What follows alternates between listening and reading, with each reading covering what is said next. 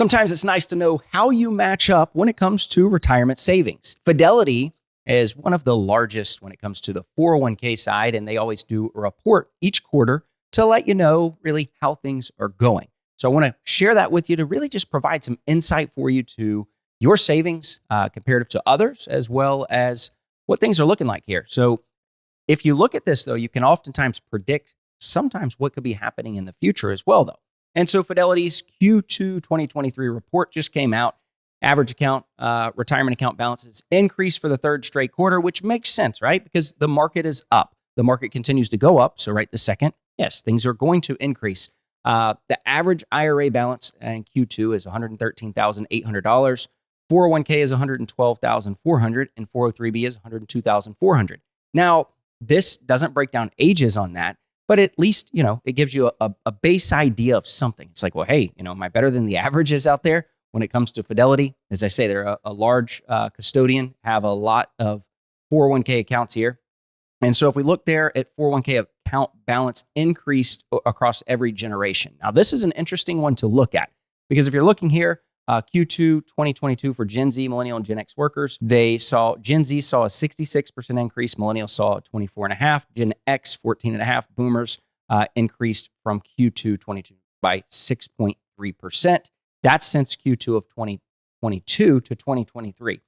So 1 year span there. So what we're looking at is, Gen Z has a 66% increase. How does that happen, right? Well, they're invested more aggressively oftentimes as well. They probably didn't have much at all in their 401k, and they're buying at the low of the market. And as the market continues to rally, then they have a lot of opportunity. Q2 of last year wasn't that great. And then now coming into Q2 of 23, we had a great quarter there. So that's part of that. And also, if you're looking, if you are a boomer or in that generation, 6.3% year over year, you're probably more conservative. You're probably in bonds, which haven't seemed to recover near as much as the overall market. And this is one that really, if you look at these stats right here, this is part of why I always encourage you to look at doing a financial plan. Maybe that 6.3 isn't enough for you. Maybe it's more than enough. So you can be more conservative and you don't have to worry about anything, or maybe you don't have enough money to retire. And doing only 6.3 comparative to somebody doing 66 or 24.5 or 14.5 even, you're not even getting half of that. And so make sure you know the allocation you need to meet your goals for retirement. So there's some words of wisdom for you there. Savings rates remain high. Now, this is interesting, though. So if you're taking a look here at this, the savings rate's now 13.9%, mirroring the savings rate of Q2 of 2022. So a year ago, it would be the same. It's slightly lower than last quarter's 14% rate, but higher than the previous quarter's 13.7 in Q4 of 22 and 13.8 in Q3 of 2022. What does that mean? Well, we could speculate all day long, but the idea is that people are saving slightly less. There's some concern back again with the markets starting to do a little bit of a pullback. Potentially, people have kind of started to, maybe they've bought a house, they've got expenses going up. They're saving a little bit less.